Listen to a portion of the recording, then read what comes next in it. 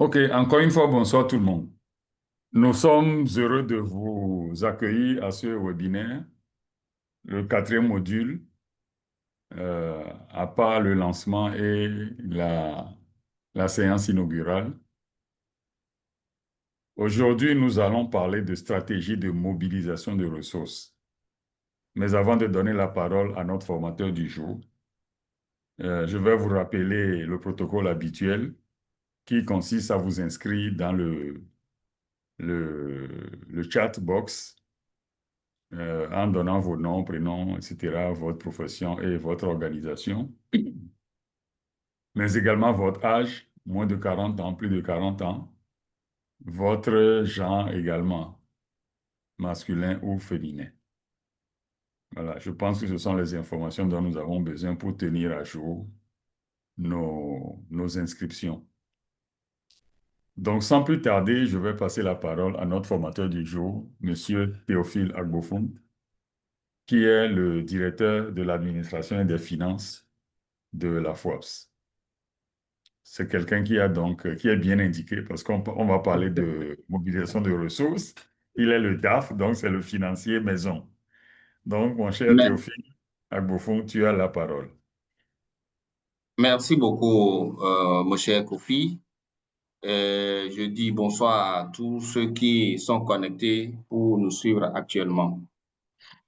Nous allons rapidement évoluer sur le thème qui fait normalement suite à notre dernier module sur l'élaboration du plan de développement stratégique. Donc aujourd'hui, nous allons voir quelle est la stratégie de mobilisation de ressources. Comment est-ce que on élabore une stratégie de mobilisation de ressources? En quoi ça consiste? Alors,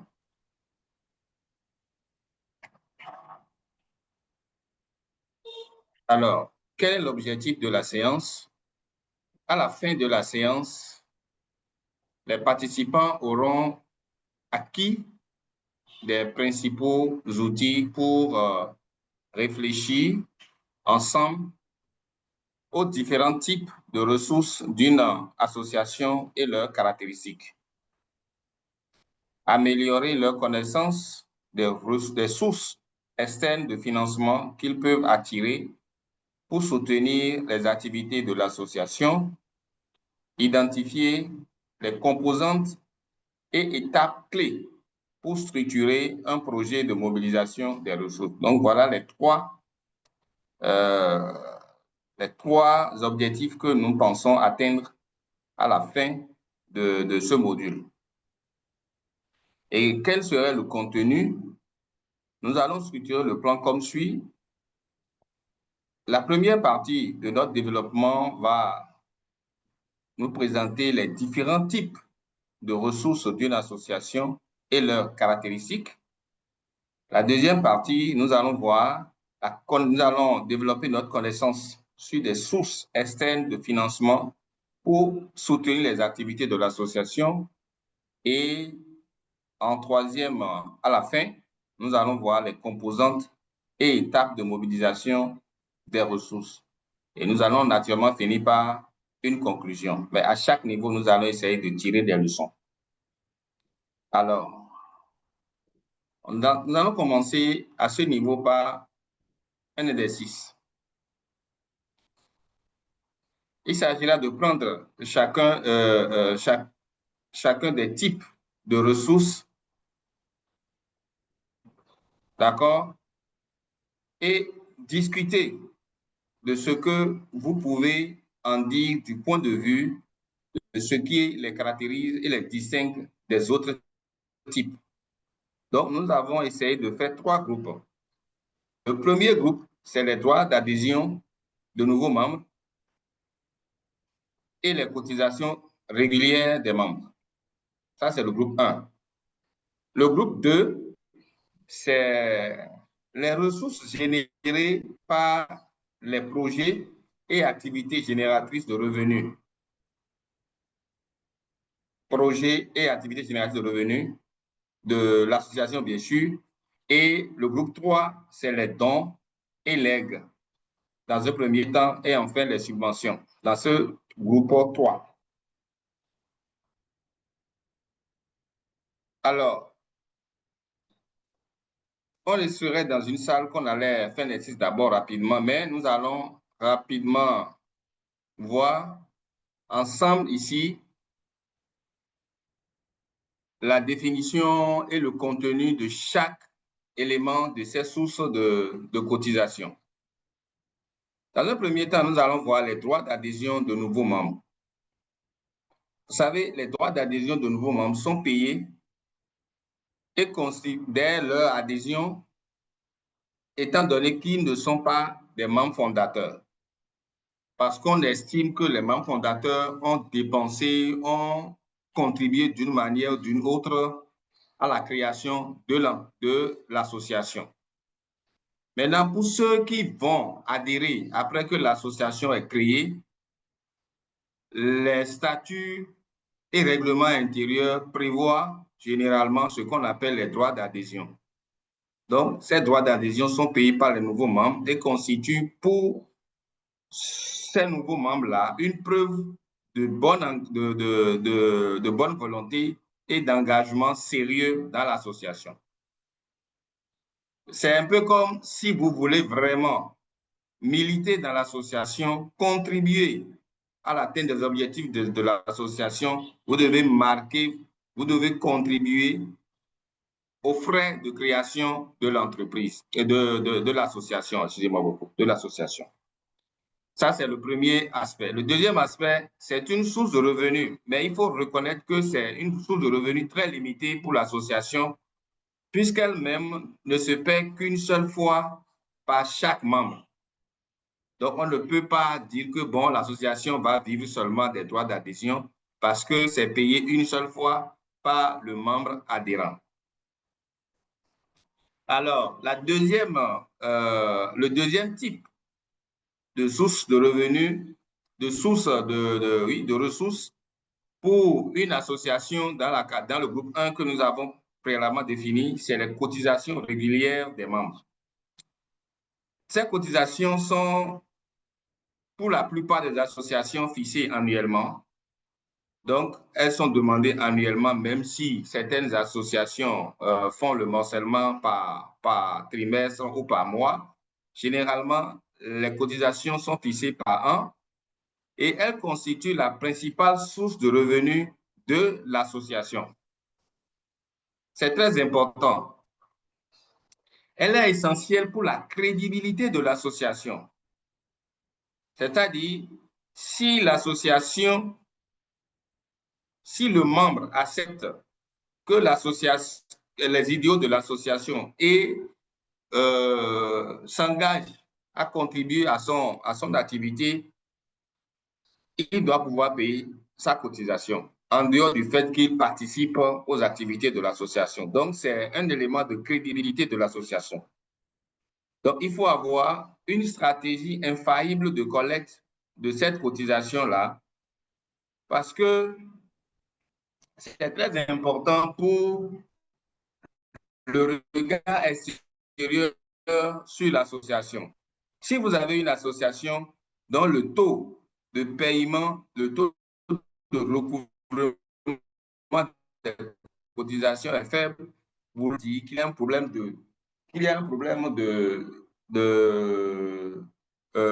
comment on appelle, il y a un problème de crédibilité, même vis-à-vis de ses membres. Je pourrais même dire, la cotisation mesure la priorité que les membres accordent à l'association. Donc, il faut avoir une stratégie infaillible pour sa collecte. Et avec l'expérience que nous avons au niveau de la FOAPS et d'autres entités dans lesquelles nous avons eu l'expérience de travailler, c'est à ce niveau qu'il faut développer toutes les stratégies de recouvrement à l'amiable. Parce qu'il faut non seulement collecter les cotisations, mais il faut faire en sorte que la collecte ne crée pas de problèmes internes. Donc, c'est d'abord fixer, sensibiliser et puis envoyer régulièrement des lettres, des messages de relance pour que, à l'échéance, tous les membres puissent payer leurs cotisations. Dans plusieurs associations, on a tendance à croire que c'est l'œuvre du trésorier. Or, la personne la plus indiquée pour faire une bonne collecte des cotisations, c'est le président. C'est le président qui aide le trésorier à être efficace dans la collecte des cotisations. Le respect de l'assujettissement du droit de vote au paiement à temps des cotisations est une mesure qui a fait ses preuves aussi. Vous savez, quand les membres viennent en assemblée générale ou en réunion, tout le monde veut parler. Tout le monde veut contribuer à la décision. Alors, qu'est-ce qu'on fait en ce moment pour amener les gens à cotiser? C'est qu'on dit déjà préalablement, que les gens sachent, que les membres sachent préalablement que ceux qui ne payent pas leur cotisation n'ont pas droit au vote. Donc, ça oblige forcément les membres à payer pour pouvoir être non seulement, parce que si tu n'as pas le droit de vote, c'est que tu ne peux pas être élu. Donc, ceux qui veulent être élus sont obligés de payer leurs cotisations, mais ils sont aussi obligés de travailler pour que ceux qui veulent éventuellement voter pour eux puissent aussi payer leurs cotisations. Donc, si au sein de votre association, vous avez une bonne démocratie, c'est que vous avez la chance que les gens puissent payer leurs cotisations, notamment pour ceux qui veulent vraiment militer, prendre des responsabilités. Ceux qui veulent voter, ils vont payer leurs cotisations. Donc, un bon taux de cotisation est un critère, est forcément un indicateur de crédibilité et de vitalité de votre association parce que ça fait partie des éléments que vous pouvez présenter dans les dossiers de demande de financement pour montrer que vous-même, vous êtes suffisamment engagé. Alors, nous allons prendre le deuxième groupe. C'est les ressources générées par les projets et les activités génératrices de revenus de l'association.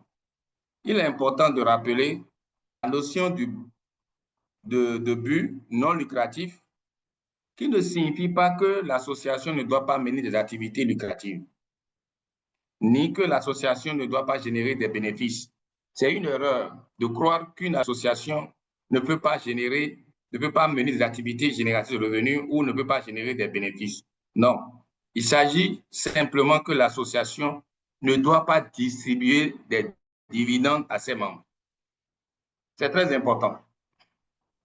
Autrement dit, une association peut bel et bien, sinon doit, œuvrer à mettre en œuvre des activités, à rendre des services pour collecter des ressources au-delà même de cette dépense.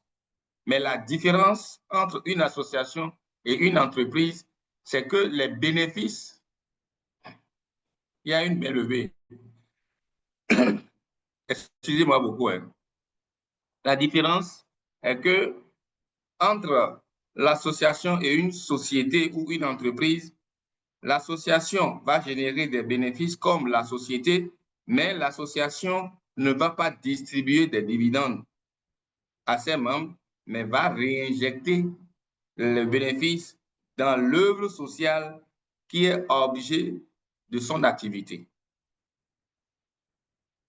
Alors, une association doit donc veiller à ce que ses activités soient rentables et dégagent des marges pour financer son objet social. Ce que nous conseillons souvent aux organisations membres de nos fédérations, c'est d'identifier des services qu'ils peuvent rendre à leurs membres moyennant des rémunérations. Ça, c'est un aspect. L'autre aspect, c'est des services qu'ils peuvent rendre à d'autres partenaires avec lesquels ces associations, ces organisations membres partagent les mêmes objectifs. D'accord? Pour pouvoir mobiliser des ressources à travers leurs activités génératrices de revenus. En dehors de ça, il y a les projets que l'association peut mettre en œuvre. Ces projets sont généralement financés par des agences, mais sont généralement financés par des partenaires. Mais ces projets sont mis en œuvre par les salariés et des consultants et exigent qu'on achète, qu'on dépense. Mais dans le montage de ces projets, les partenaires acceptent ou laissent la possibilité de facturer des frais d'agence. Pour certains partenaires, ça varie de 3% jusqu'à 13%. Par exemple, pour l'Union européenne, vous pouvez avoir un projet sur lequel vous avez jusqu'à 7% de frais d'agence. Pour l'USAID, il est possible d'aller jusqu'à 13%. Donc, ça ne veut pas dire que c'est des bénéfices que vous devez prendre dont la gestion ne sera pas tracée dans votre comptabilité. Mais non, c'est que cet argent ne participe pas à l'atteinte directement du résultat, mais ça doit être utilisé pour vos activités au sein de votre association. Des activités qui peuvent ne pas avoir directement avoir un lien direct avec le projet, mais qui participent au renforcement de votre association et l'atteinte des objectifs de votre association. Donc, c'est comme des bénéfices que vous avez engrangés, mais qui sont utilisés pour l'association. Évidemment, c'est après avoir payé les frais directs. Donc, si on s'entend sur ça, ça fait le deuxième groupe. Le troisième groupe, c'est le groupe des dons et legs et les subventions. Alors, l'association peut bénéficier de ses membres, que ce soit actifs, sympathisants et membres d'honneur. L'association peut bénéficier des dons. Un membre de l'association peut dire, voilà, tel terrain que j'ai, je mets ça directement, je donne ça à l'association. Et ça, il y a toute une procédure pour ça. Il faut un acte de donation, il faut un contrat par lequel l'individu, le membre, a décidé de donner son bien à l'association. Il peut s'agir d'un bien mis à disposition. Voilà, un membre ou une personne peut dire, bon voilà, ou un membre sympathisant ou un membre d'honneur peut dire, voilà, je mets ce bien à la disposition de votre association, mais ça ne devient pas votre propriété, vous l'utilisez et vous pouvez même le louer et gagner de l'argent là-dessus, mais ça ne devient pas votre propriété, ça reste ma propriété. Donc, tout est question du contrat que vous signez. Mais n'importe comment, ça participe à, à la mobilisation de ressources de votre association. Et tout est question de la négociation que vous avez faite. Les ressources, les dons et les peuvent provenir aussi des personnes hors de l'association. Par exemple, l'État peut vous remettre un domaine pour dire, voilà, vous pouvez construire votre siège. Nous avons le cas au Togo. Ou une autre ONG peut dire, voilà, vous pouvez venir faire des réunions chez nous. Au lieu d'aller payer de l'argent pour faire ces réunions, vous utilisez les infrastructures de cette organisation pour faire votre réunion. C'est aussi le cas des fondations. Les fondations, c'est une sorte d'association ou de volonté de personnes ou d'entreprises de mettre des ressources pour atteindre des objectifs spécifiques. Donc, si votre activité entre dans le cadre des objectifs d'une fondation, la fondation peut aussi vous faire des dons, soit en nature ou en numéraire. Voilà. Donc, ces dons sont souvent en nature ou en numéraire et peut provenir de biens ou en usufruit ou autre. Je l'ai déjà démontré, c'est-à-dire dès que vous prenez un bien que vous utilisez et qui ne devient pas votre propriété et que vous pouvez non seulement l'utiliser pour vous-même et en tirer des fruits, des profits, c'est que le bien est en usufruit. Donc, vous devez veiller à ce qu'il ne soit pas source de perte d'autonomie de l'association. Ça veut dire quoi? Ce n'est pas parce que je reçois un don que je dois renoncer, que le don va m'obliger à renoncer à moi-même. Je ne veux pas dire renoncer à ces objectifs, à vous-même, à votre association, à ce que votre association est. Donc, vous devez mettre l'accent sur vos valeurs. Vous ne pouvez pas être dans une association qui lui milite pour la santé et accepter qu'on vous donne de l'argent pour promouvoir la consommation du tabac. Ce n'est pas possible.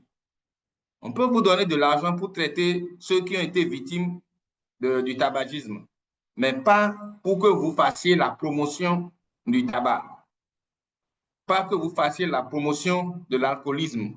Parce que si vous le faites, il vous sera difficile d'aller faire après la sensibilisation sur le tabac, contre le tabagisme ou contre l'alcoolisme. Donc, vous devez veiller à ce qu'il ne soit pas source de perte d'autonomie de l'association. On ne peut pas vous demander, par exemple, l'État, si je prends le cas de l'État, on ne peut pas utiliser votre association par le fait qu'on vous finance pour que vous soyez aligné dans une activité politique, pour dire que, bon, voilà, notre fédération soutient tel parti politique. Vous êtes apolitique. Parce que si vous acceptez un financement et que vous vous alignez, que c'est vous qui défendez une politique d'un État, c'est que dès que le gouvernement là va partir, vous serez dans le champ de mire du nouveau gouvernement. C'est très important. Donc, vous ne pouvez pas engager l'association dans un financement qui est contre les valeurs de l'association. Veillez à ce qu'il ne soit pas source de perte d'autonomie de l'association. Financement ou le don ne doit pas vous obliger à choisir un président au sein de votre organisation contre vos procédures, parce que ça peut être l'objet, de destruction de votre association. Ça, c'est très important. Maintenant, quand on vient aux subventions, les subventions répondent presque aux mêmes règles que les dons et legs, mais sont relatives à des projets convenus avec les donateurs. Elles sont souvent l'objet de compétitions avec d'autres associations. Il faut retenir là que, dans un premier temps, la subvention, c'est une aide qu'un partenaire ou l'État vous apporte parce que votre activité intéresse son domaine, intéresse l'obtention de son résultat.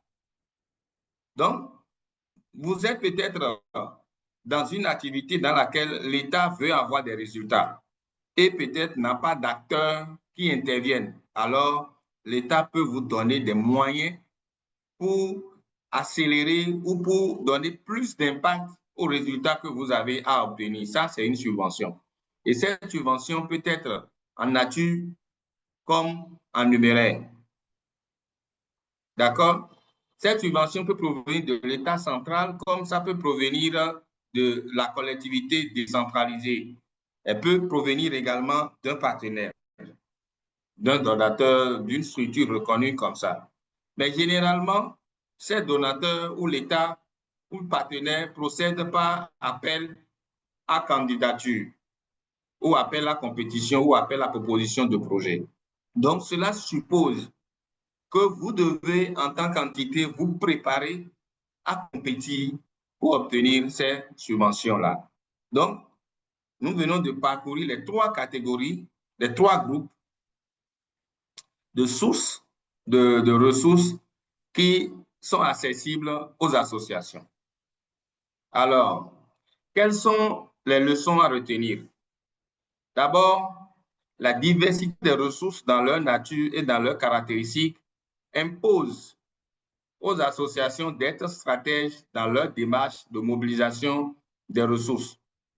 Ce n'est pas la même stratégie qui permet de collecter les droits d'adhésion, parce que si vous voulez avoir les droits d'adhésion, c'est que vous allez travailler à accroître votre effectif et à être sélectif dans le choix des membres. Quand vous voulez choisir les membres, que vous avez la vision de mobiliser les ressources, vous ne choisissez pas les gens qui, a priori, ne peuvent pas payer de cotisation. On ne réunit pas les gens qui ne vont pas apporter quelque chose à votre organisation. Si vous voulez les réunir, ça veut dire que si vous voulez les prendre, ça veut dire que vous avez des outils et des techniques pour pouvoir les rendre capables de progresser et d'apporter quelque chose à l'association. C'est ainsi que vous allez voir les organisations comme Lions Club, comme Jeunes Chambre, quoi encore. Ces organisations ne procèdent pas par cooptation. Ça veut dire que quelqu'un connaît quelqu'un et qui a déjà apprécié ses capacités à cotiser, à avoir un certain nombre de caractères favorable au développement de l'organisation. Donc, ça, c'est du côté du droit d'adhésion. La stratégie n'est pas la même. Quand on prend la cotisation, la personne est déjà membre. Ou si nous parlons de nos entités, l'organisation est déjà membre de votre fédération nationale. Alors, il faut développer des stratégies pour l'obliger à payer les cotisations. Qu'est-ce qu'il faut faire? Il faut être attentif à leur envoyer régulièrement les demandes, les rappels, à leur envoyer les rapports sur l'utilisation des ressources, parce que c'est ça aussi. Si les gens ne savent pas comment vous dépensez leur argent, ils ne peuvent pas vous renouveler leur confiance. Parce que, j'ai dit tantôt, le paiement des cotisations suppose que l'association non seulement est crédible vis-à-vis de ses membres, mais est crédible vis-à-vis de l'extérieur. Donc, il faut développer les mécanismes, les stratégies pour que les membres puissent mettre le paiement de la cotisation dans leur priorité. Donc, ce n'est pas la même stratégie. Par rapport aux dons et aux legs, ce n'est pas la même stratégie dans la mesure où il faut connaître ceux qui ont des ressources et savoir comment vous allez vous comporter pour bénéficier des dons. Donc là aussi, ça exige la traçabilité dans votre gestion, la redevabilité. Et moi, j'insiste sur le marketing de votre activité. Si ceux qui ont les moyens ne vous connaissent pas, comment est-ce que vous pourriez négocier avec eux et obtenir des dons?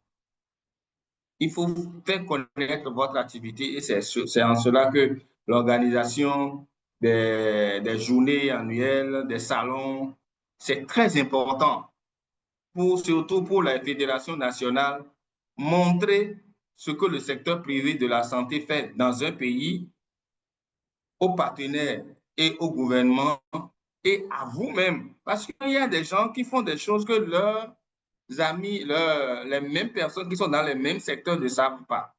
Donc, ces rendez-vous sont importants pour montrer ce que vous faites. Et ça vous permet d'attirer ceux qui ont les moyens et qui veulent investir pour vous aider. Alors, les stratégies ne sont pas les mêmes. Il faut être très stratège. Il en est de même par rapport aux activités génératrices de revenus et aux subventions. C'est très important. Cela passe par une connaissance pointue des sources possibles et de leur mode d'opération et de leur mode opératoire. Donc, si je veux avoir de l'argent de l'AFD, je sais comment je vais procéder. Si je veux avoir de l'argent de l'USAID, je veux avoir l'argent de l'OAS, je vais devoir savoir comment procéder. Si je veux avoir l'argent de l'État, il faudrait que je sois à jour parce que l'État va me demander tous mes documents et il va vouloir fouiller toute ma vie pour pouvoir me donner son argent. L'argent de l'État, ça se justifie, mais c'est difficile à obtenir, mais il faut beaucoup travailler pour l'obtenir. Mais quand vous commencez à obtenir l'argent de l'État, c'est que vous pouvez obtenir l'argent de toutes les sources. Donc, cela se passe aussi par la mobilisation de compétences et de réseaux pertinents. Sur ce point, il faudrait qu'on insiste. Si les ressources en termes de compétences n'existent pas au sein de votre organisation, vous devez les chercher. Parce que la ressource importante pour la mobilisation des ressources, c'est la ressource humaine. C'est cette ressource humaine qui élabore les dossiers. C'est cette ressource humaine qui élabore les stratégies. C'est cette ressource humaine qui est en réalité un niveau de garantie pour celui qui veut apporter son argent. Vous allez voir, il n'y a pas d'appel à projet dans lequel on ne demande pas de CV. On va demander la présentation de l'entité, mais on va demander également le CV du personnel clé pour gérer le financement. Donc, c'est toute la substance de cette première partie de la séance. Alors, pour aborder le deuxième point, à savoir les sources externes de financement pour soutenir les activités de l'association, nous allons également partir d'un exercice de groupe Prenez chacune des sources externes de financement ci-après, donnez des noms de structures correspondantes et discutez de ce que vous en savez du point de vue de ce qui les caractérise et les distingue les uns des autres types. Donc, dans le premier groupe, nous allons voir l'État ou les ministères de tutelle de l'association, donc l'État et ses démembrements. D'accord? Nous allons voir les structures étatiques de la coopération bilatérale dans un deuxième groupe. Nous allons voir les organisations de la coopération multilatérale. Et enfin, nous allons voir les structures privées de financement. Donc, voilà les sources externes de façon globale. Voilà les sources externes de financement pour soutenir les activités de l'association. Il y a dans un premier temps l'État et ou le ministère de tutelle. Quand je prends le cas de nos fédérations pays, c'est le ministère de la Santé, mais il ne faut pas ignorer aussi le ministère du Commerce. Parce que quand on dit secteur privé, on parle aussi du commerce. Pour ceux qui sont directement dans les cliniques privées et autres, il y a le ministère de la Santé pour l'activité. Mais pour ceux qui sont dans l'importation et la distribution des équipements, dans la pharmacie, je crois que la pharmacie, c'est aussi le ministère de la Santé, mais il y a forcément un côté lié au commerce. Il ne faut pas négliger ça. Il y a le ministère des Finances aussi, qui est un partenaire pour ce qui concerne les impôts et les formalités douanières, je crois aussi. Donc, à travers cette structure, vous devez voir, parce que les ressources, ce n'est pas seulement ce que vous recevez, c'est aussi ce qu'on, comment dirais-je, les remises qu'on vous fait, c'est-à-dire les grâces qu'on peut vous accorder.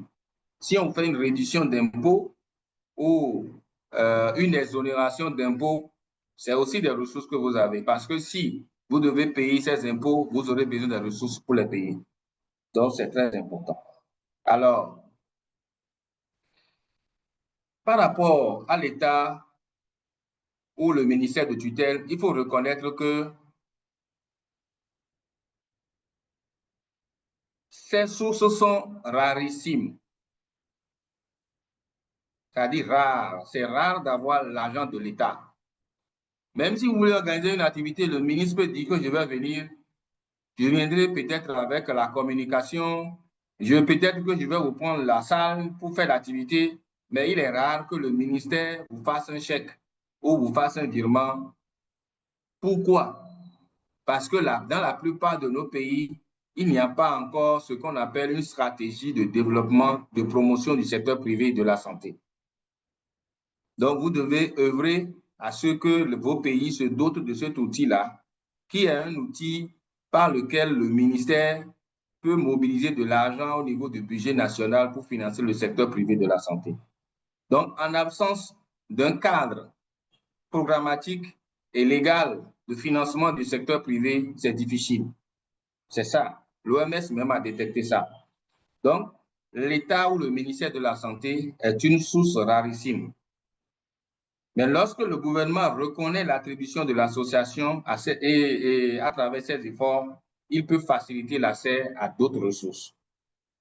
Donc, la stratégie nationale de promotion du secteur privé de la santé peut être un document par lequel non seulement l'État même va mettre de l'argent pour accompagner l'activité que vous faites, mais aussi ce serait un document par lequel d'autres partenaires peuvent accompagner l'État. Il y a dans cette catégorie, la deuxième catégorie, les structures étatiques de la coopération bilatérale. Bien vrai, l'USAID a suspendu ses activités. Bon, on ne sait pas si c'est total, mais comment dirais-je, la coopération américaine continue dans certains pays.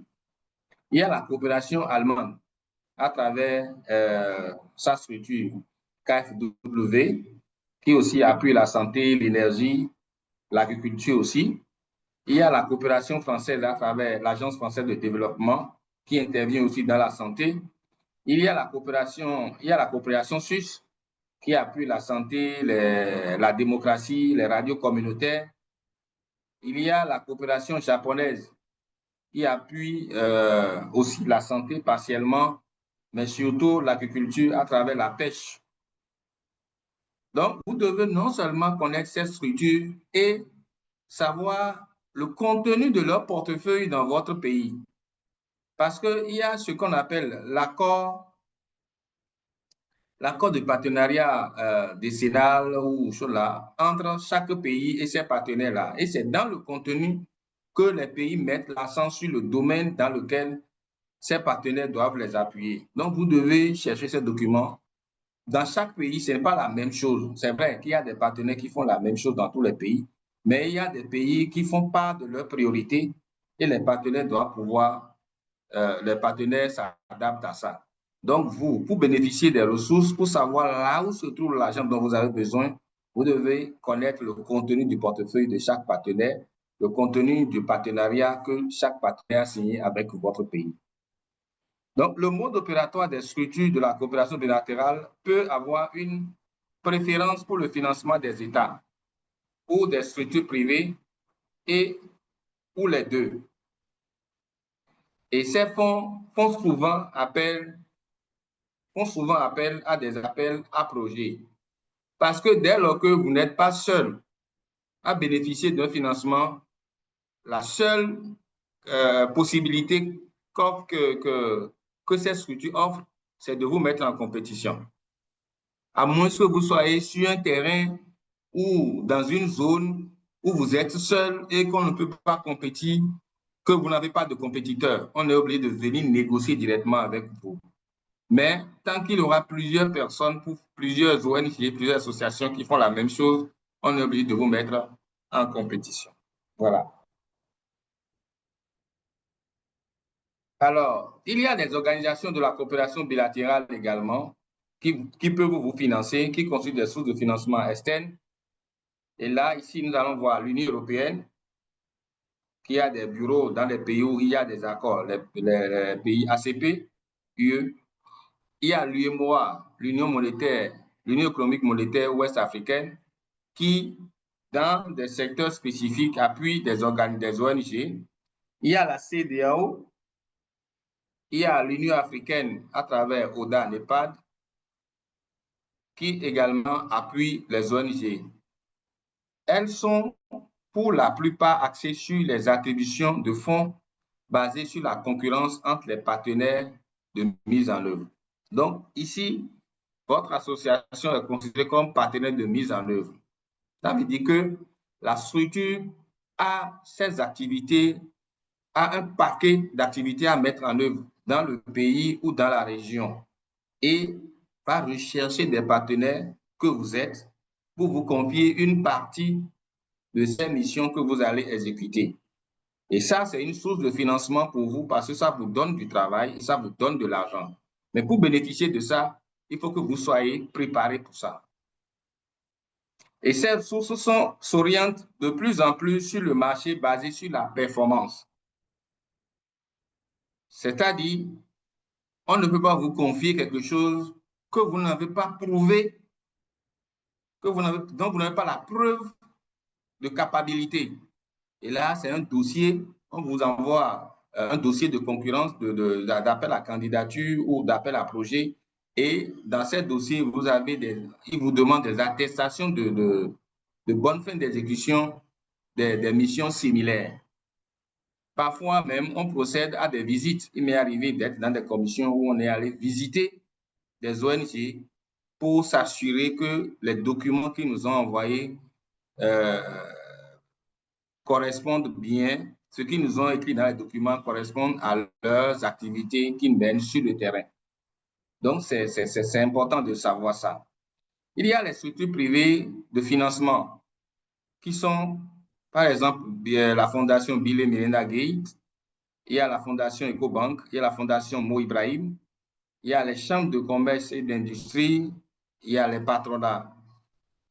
Ces structures jouissent souvent d'une liberté d'action et sont plus flexibles quant au choix de leurs partenaires de mise en œuvre. Donc, ils peuvent décider je suppose que, bon, il y a l'inondation dans une zone donnée et qu'on veut faire de la sensibilisation. Qui sont les personnes les mieux aguerries pour sensibiliser peut-être une ONG intervenant dans la santé ou dans les catastrophes? Donc, vous êtes vous êtes l'association la plus indiquée pour mener cette activité. On peut directement vous faire appel et s'entendre avec vous sur des thèmes de référence pour pouvoir vous mettre à disposition le financement. J'ai toujours dit, quand vous n'avez pas les mains propres, on ne peut pas vous remettre la nourriture dans la main. Cela suppose que vous avez à l'interne une structuration qui est crédible, qui permet de vous mettre des fonds à disposition. Si vous n'avez par exemple votre association, que vous n'avez pas un compte bancaire, que vous n'avez pas une comptabilité régulière, il sera difficile d'obtenir spontanément un financement de ce type. Je profite pour peut-être parler rapidement de la FOAPS. Nous avons obtenu un financement au niveau de l'USAID, qui est un financement basé sur la performance. Ça veut dire quoi? Quand ils nous ont évalués dès le départ, l'association était pratiquement, je dirais, à une étape embryonnaire. Donc, ils ont estimé que c'est risqué de nous donner d'office de l'argent et d'attendre des résultats de nous. Alors, ils ont dit, voilà, vous apportez des résultats et on vous finance, on vous paye les résultats. Donc, à travers ce qu'ils appellent des milestones. En français, on va parler de jalons. Vous apportez un résultat et on vous donne l'argent qui est convenu dans le contrat par rapport à ce résultat spécifique. Vous êtes libre de dépenser votre argent suivant les règles. Nous pouvons venir à tout moment vérifier, mais nous vous donnons de l'argent parce que vous nous produisez des résultats. Alors, nous allons maintenant aborder les composantes et étapes de la mobilisation des ressources. Une stratégie de mobilisation de ressources passe par le développement d'une véritable culture d'entreprise, de pérennisation et d'autonomisation financière. Il s'agit de donner à cette démarche de mobilisation de ressources toute l'affectation budgétaire de budget nécessaire. Et je finis en disant que cette démarche doit être traitée comme un investissement rentable et non comme une dépense de plus. Il s'agit de quoi spécifiquement? Ce n'est pas parce que vous êtes une association que vous ne pouvez pas avoir ce que les gens appellent un business plan. Déjà, on peut vous demander à chacun de vous quel est le business plan de votre entreprise. Quelles sont les prestations que vous êtes prête, votre association est prête à offrir régulièrement pour pouvoir faire entrer de l'argent. Est-ce que votre business plan se limite à la cotisation? Est-ce que votre business plan se limite seulement à la mobilisation des dons? J'ai l'habitude de donner l'exemple des églises. Vous allez constater qu'au niveau des églises, notamment même évangéliques ou catholiques, je ne maîtrise pas trop ce qui est des musulmans, mais ce que je sais dont je donne souvent l'exemple, il y a des églises qui font les messes chaque 1h30, chaque 2h ou chaque 1h. C'est une stratégie terrible de mobilisation de ressources. Donc, en plus des dîmes et des deniers de culte qui sont déjà documentés en comptabilité, je n'invente rien. Les dernières réformes de l'OADA prennent en compte toutes ces sources de ressources pour les églises. Mais leur business plan est que l'homme ayant besoin de la prière, l'homme ayant besoin de venir à l'église à tout moment selon sa disponibilité, l'église est ouverte à tout moment. Donc, il y a des messes, au moins il y a 3 messes le matin, il y a au moins 2 ou 3 messes le soir. Et à chaque messe, il y a ce qu'on appelle la première quête, il y a ce qu'on appelle la deuxième quête, ou la quête de l'action de grâce. Donc, c'est une stratégie que vous le veuillez ou non, nous, en tant que spécialistes de la question, nous appelons ça une stratégie, un business plan. Et chaque jour, à chaque messe, on sait combien on doit obtenir et on doit avoir normalement ce qu'on appelle des indicateurs de performance. Donc, votre association doit également développer son business plan. Votre business plan peut être autour des prestations que vous allez offrir à vos membres en termes de facilité pour les formalités, d'ouverture, en termes de formation que vous allez leur donner et ils doivent payer pour ça ou pour justifier leur cotisation ou le niveau élevé des cotisations que vous allez leur fixer. Donc, c'est un business plan. Une association n'est pas créée juste pour attendre des dons, mais une association est créée pour mettre en place des mécanismes qui vont lui permettre d'avoir en permanence des ressources pour atteindre son objectif. C'est très important. Alors, la mise en place d'une politique hardie de financement de plus en plus indépendante. Ça, c'est aussi un aspect important. C'est la raison d'être des plans stratégiques de pérennisation de l'association.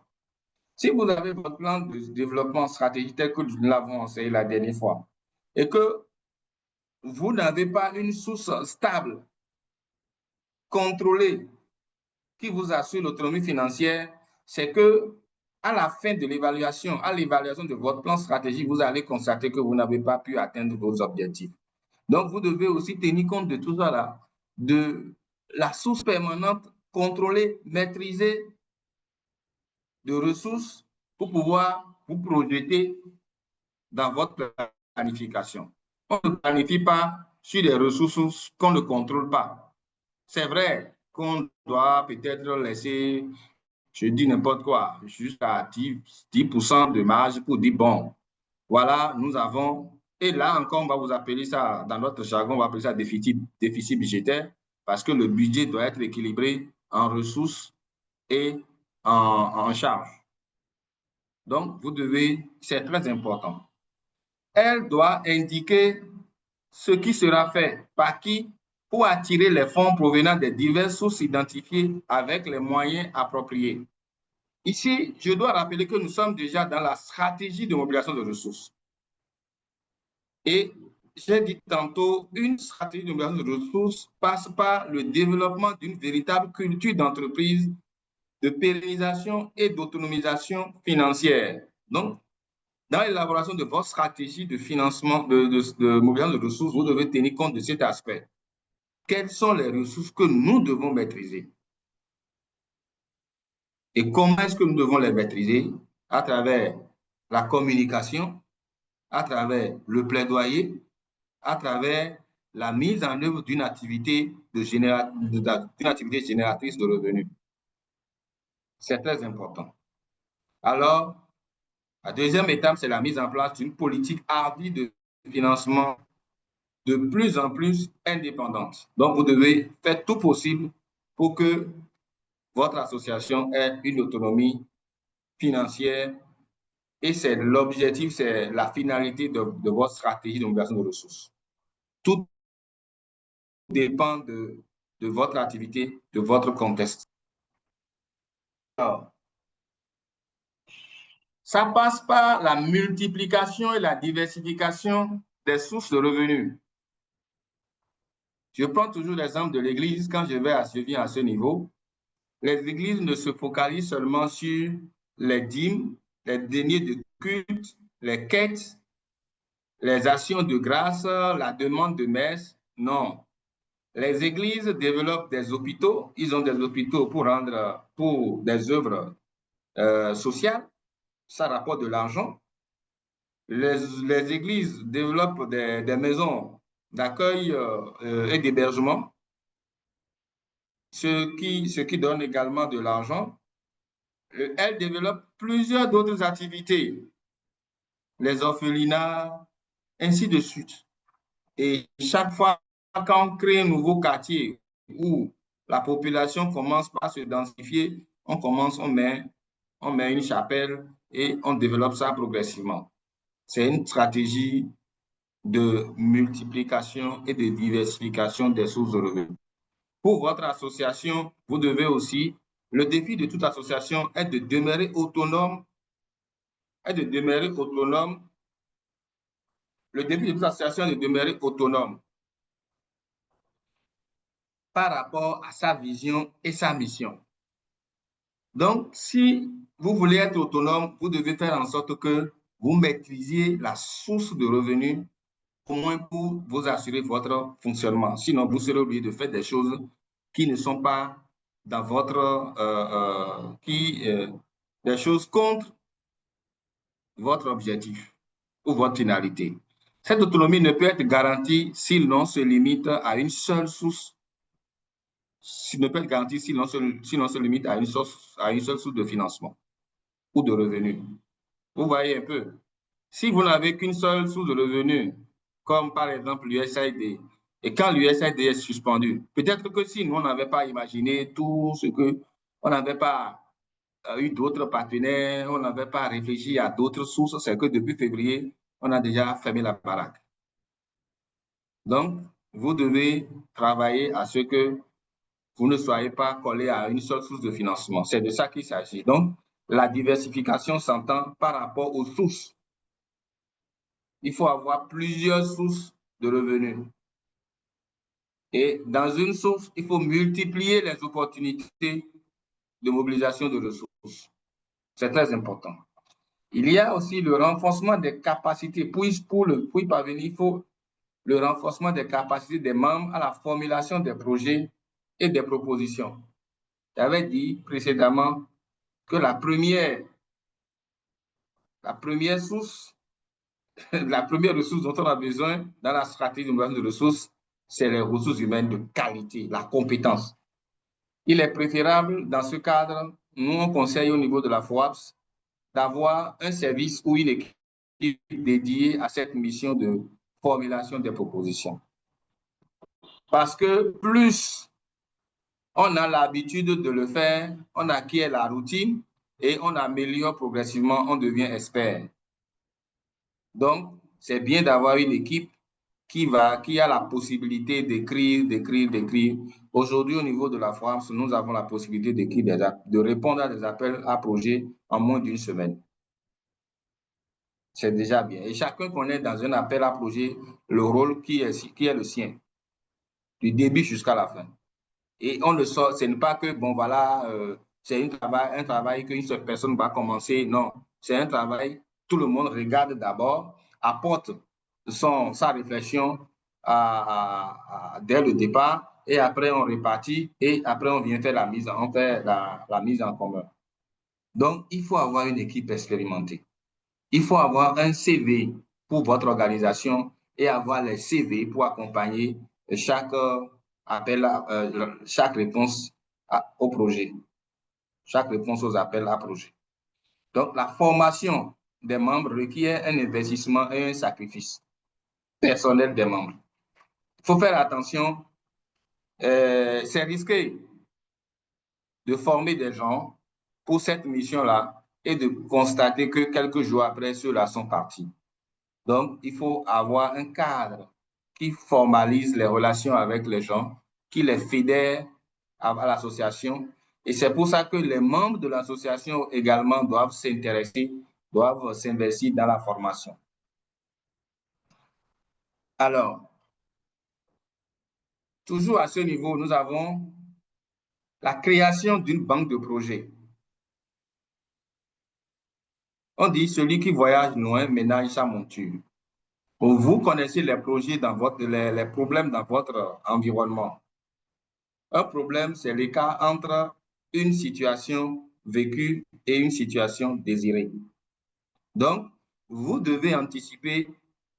Donc, il s'agit pour l'équipe d'élaborer des projets, de conserver les propositions non abouties comme projets pouvant être reconditionnés, soit d'écrire de nouveaux projets correspondant aux tendances du moment et de guetter les opportunités pour les soumettre. Nous avons actuellement dans notre banque un certain nombre de projets. Si vous nous appelez demain pour nous dire, bon, voilà, vous parlez de dialogue public-privé, qu'est-ce qu'on peut faire pour vous? Moi, je pense qu'on n'a même pas besoin de 24 pour vous donner un projet. Avec budget et tout. Donc, c'est ce que vous devez. Si vous êtes dans le domaine de la pharmacie et que vous avez déjà analysé vos problèmes, il faut en faire un projet. Et pour ceux qui sont chrétiens parmi vous, il y a la parole sur les 10 jeunes filles, la parole de l'évangile sur les 10 jeunes filles, où 5 ne se sont pas préparées et 5 se sont bien préparées. Vous connaissez un peu pour ceux qui sont chrétiens. Et quand le moment est venu, vous avez vu que ceux qui se sont préparés ont été surpris. Donc, pour ne pas être surpris, on vous conseille d'avoir votre banque de projets qui correspond aux projets qui répondent à vos préoccupations. Ça vous permet de connaître mieux votre organisation. Il faut veiller à faire des mises à jour régulières sans détruire aucune version. C'est pas parce qu'on a déjà fait un projet il y a 2 ans qu'il faut laisser le projet comme ça. Si vous constatez que votre environnement est en train, votre contexte est en train d'évoluer, il faut actualiser votre projet. À tout moment, quelqu'un peut venir vous demander qu'est-ce que je peux faire pour vous. C'est de ça qu'il s'agit. Ensuite, il y a la mise en place d'une dynamique d'exploration des opportunités de financement. Cela relève du travail des membres du comité de rédaction des projets, mais aussi de tous les acteurs, que ce soit sur les réseaux ou en participant à diverses rencontres. Quand on voyage dans des associations, parfois, c'est ça, j'insiste là-dessus, il y a des gens qui voyagent pour voyager, alors que quand on voyage pour participer à des grandes rencontres, c'est pour saisir des opportunités. C'est pour chercher des amitiés, percer des réseaux pour pouvoir placer des projets. Donc, si vous n'avez pas de réseau, si vous ne pouvez pas, vous n'avez pas le flair, vous n'avez pas la cap, si vous êtes timide, si vous ne pouvez pas créer rapidement des réseaux autour de votre projet, c'est inutile de prendre l'argent de l'association pour se promener.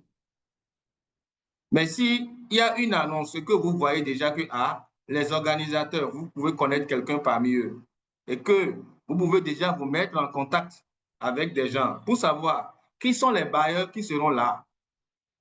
Qui est-ce qui peut représenter tel bailleur? Déjà sur le net, Liquidi, tout ça là, vous pouvez déjà chercher à savoir, à avoir des informations sur les gens qui seront là. Il peut s'agir de quelqu'un avec qui vous avez été déjà à l'école une fois, vous avez été à l'école, ou quelqu'un avec qui vous avez eu des liens du nom. Ah, mais j'ai appris que vous êtes dans telle conférence. Mais quelles sont les organisations qui sont invitées et qui ainsi de suite, et puis vous créez votre lien et après, vous en profitez. Donc, voilà un peu aussi cet aspect-là. Alors, en conclusion, qu'est-ce qu'il faut retenir globalement? La présente session visait à créer des conditions propices à l'amélioration, à la mobilisation des ressources. Elle n'avait pas nécessairement l'ambition d'apporter toutes les solutions autour de la question de mobilisation des ressources. Le temps, comme vous le savez, ne nous permet pas de vous mettre dans une situation d'élaboration de plan de mobilisation de ressources. Nous avons la possibilité de le faire. Et si vous en avez besoin, il suffit d'en parler avec le secrétaire permanent. On saura comment mettre en place à votre disposition des experts pour vous accompagner.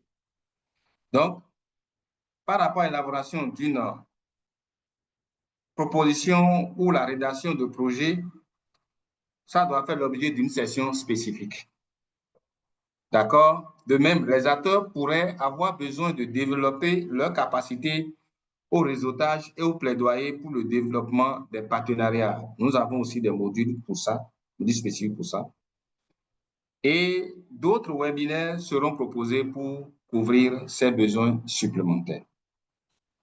Je crois que j'ai abusé de votre temps. C'est avec un plaisir que je discute avec vous et je vous remercie. Je reste ouvert à vos questions. Merci. Merci, Théophile. Nous allons maintenant laisser la parole aux collègues. Si vous avez des questions, je vérifie déjà s'il y a des questions dans le chat. Nous allons les prendre. Maintenant, s'il y a des collègues qui lèvent la main, nous allons également pouvoir leur donner la parole. Je vois dans le chat, je ne vois pas encore de questions.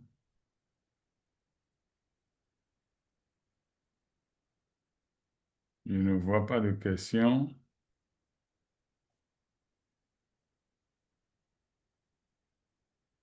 OK. Donc, pour l'instant, en tout cas, il n'y a pas de questions dans le chat. Ça veut dire que tout le monde a bien compris. Donc, je ne vois pas non plus des gens qui ont levé la main. Il y a M. Haché qui levait la main. Oui, M. Atier avait levé la main en début de réunion, mais je ne pense pas que c'était pour poser une question. C'était comment faire, OK, nous avons une question là. Comment faire pour avoir les contacts des partenaires techniques et financiers? C'est M. Atier qui pose la question. Comment faire pour avoir les contacts des partenaires techniques et financiers? C'est noté. Théophile.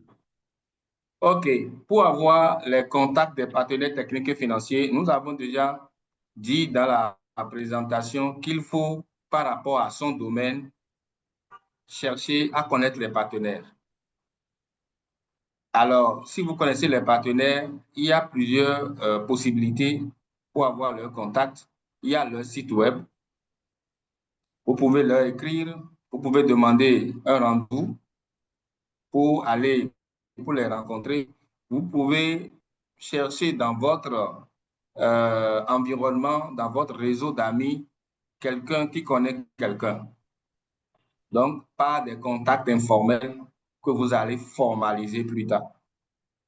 Il nous est déjà arrivé, nous, d'aller à des réunions, de s'approcher des gens, de leur donner notre carte de visite, de prendre leur carte de visite et de continuer à écrire avec eux. Et ça, c'est abouti à la signature d'un contrat. Donc, il n'y a pas de méthode spécifique pour avoir le contact des partenaires. C'est aller sur leur site web ou leur écrire directement ou chercher un ami qui connaît quelqu'un dans leur boîte et avec cet ami, essayer de tisser le lien d'amitié qu'il faut. Voilà. Merci. OK. Je ne vois pas d'autres questions.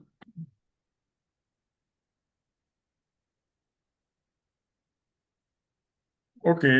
Dans ce cas, on va te repasser la parole, Théophile, pour le dernier mot, le mot de la fin. OK. Merci. Merci. Il y a Alexandre a Badiagouma. levé la main, oui. Alexandre Badiagoma.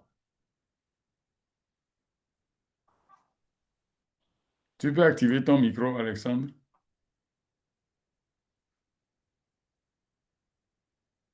Voilà. OK. Merci, Monsieur Théophile, et à toute l'équipe de la FOAPS. La question que je voulais poser, je pense qu'il y a une partie qui est répondue. Ma question est de savoir pour la recherche des ressources externes. Dans votre exposé, j'ai lu quelque part où l'État signe la, bon, dans le domaine de la coopération avec les institutions, l'État signe des partenariats et au niveau de chaque partenaire, euh, bon, je peux prendre l'exemple des organisations internationales. Ils ont un paquet d'activités à mener dans le pays. Nous qui sommes, bon, nous tous, nous sommes dans le domaine de la santé, c'est le secteur privé de la santé. Alors, pour voir, nous, en tant que fédération pays, et pour pouvoir rechercher de, les financements au niveau de ces organisations, j'avais demandé qu'on essaye de voir quels sont les paquets d'activités, si j'ai bien compris, quels sont les paquets d'activités menés dans le pays, dans notre pays, par exemple au Togo, par un partenaire international fixe du Togo. Donc, alors, euh, qu'est-ce qu'il faut réellement faire? Quel conseil vous nous donnez par rapport à la recherche de ces paquets, parce que c'est un peu difficile de voir ce que l'État a signé avec l'OMS, avec la coopération française, par exemple. Donc, je voulais juste savoir quels sont les conseils que vous pouvez nous donner en tant que fédération pays pour nous aider, pour nous faciliter à connaître les paquets d'activités que les partenaires internationaux ont signé avec nos pays. Merci beaucoup. OK, merci, Monsieur Alessandre Badiagouma. Il faut dire que ce n'est pas caché. Les accords que les partenaires signent avec nos États ne sont pas des accords secrets. Les partenaires même, déjà, si vous faites attention, font l'application de ces accords sur leur page web. Ils indiquent même OK. les domaines d'intervention, leur domaine d'intervention dans le pays. Et ça, c'est un indicateur pour vous orienter vers eux. Et si vous allez vers eux, à leur secrétariat, vous allez voir qu'ils font des flyers, des affiches par rapport aux différents projets qu'ils sont en train de préparer à mettre en œuvre ou qu'ils sont en train de mettre en œuvre. Vous voyez un peu. Donc, si vous allez aujourd'hui au Togo, par exemple, vous allez à la GIZ, vous pouvez demander qu'est-ce que vous faites dans le domaine de la santé au Togo. Qu'est-ce que nous pouvons faire avec vous? Vous pouvez demander. OK. Vous pouvez aller également sur leur site. Il y a également le site du ministère de l'Intérieur, le ministère des Affaires étrangères et de la coopération. Il y a aussi le site du ministère des Finances. Parce que c'est un honneur pour un État d'annoncer que nous venons de signer avec telle organisation un partenariat pour 3 ans, pour 4 ans, pour réduire la pauvreté, pour intervenir dans tel domaine dont le montant global est tant. Vous voyez un peu. C'est un peu ça. Donc, la Banque mondiale, tous ses partenaires écrivent sur leur page. C'est à vous de faire attention pour voir sur quoi ils ont communiqué et pour sauter sur l'opportunité. OK. Voilà. Merci. Merci. OK. Merci Théophile, merci à M. Badiagoma. J'étais en train de vous passer la parole pour le mot de la fin, donc allez-y. OK, merci beaucoup, Kofi, pour cette opportunité qui nous a été donnée d'échanger. Et je réitère le fait que la FOAPS est disponible, est disposée à accompagner, comme c'est inscrit dans la conclusion, nous sommes disposés à accompagner les fédérations pays à élaborer leur stratégie de mobilisation de ressources et toujours disposés également à les accompagner au cas où ils ont des appels à projets à élaborer pour la mobilisation de ressources. Merci. OK. Merci beaucoup. Bonne soirée à tout le monde et à la prochaine dans 8. Excellente Merci. soirée. Merci. Merci. Bye.